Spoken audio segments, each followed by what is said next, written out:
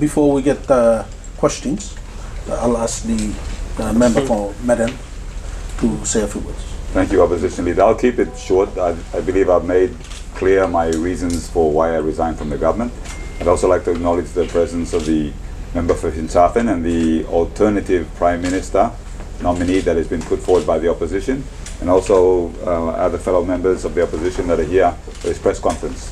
I'd just like to speak about today's session of Parliament, in where the proposed constitutional amendment by the government was actually rejected or failed to reach the required 79 votes.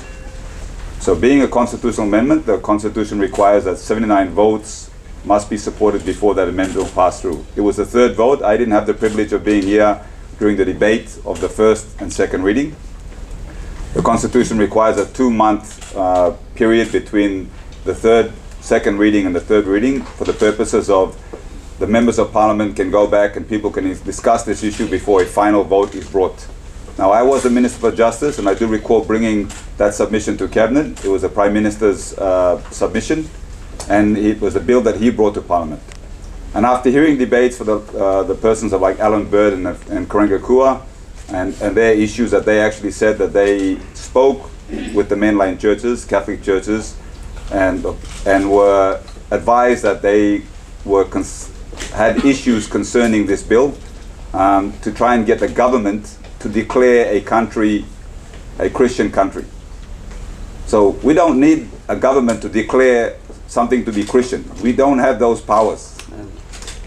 So today I was actually quite shocked that the government thought it was appropriate to suspend standing orders, because under the standing orders today is private members' bill. Every member knows this.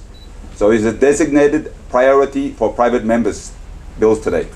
They instead use their numbers to suspend the standing orders without notice and bring forward the third vote on the amendment to the Constitution declaring Papua New Guinea a Christian country.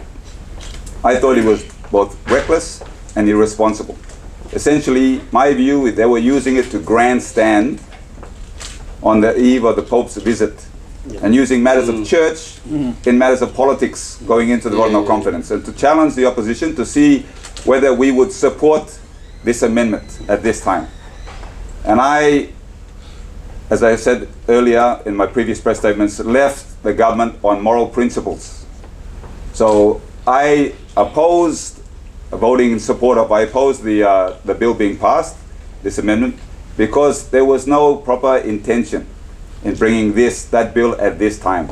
I'm certain that the Prime Minister would have just grandstanded on this issue by saying we passed the bill declaring Papua New Guinea a Christian country, which he could shake the Pope's hand and say, yes, we are a Christian country, and feel great about it. But a Christian country is a saying in the Bible. When the righteous rule, the people rejoice. And when the wicked rule, the people suffer. Papua New Guinea is suffering. Declaring us a Christian nation on the Constitution, a piece of paper, is not going to get us to rejoice. So for that reasons, a few members of the opposition abstained and did not vote.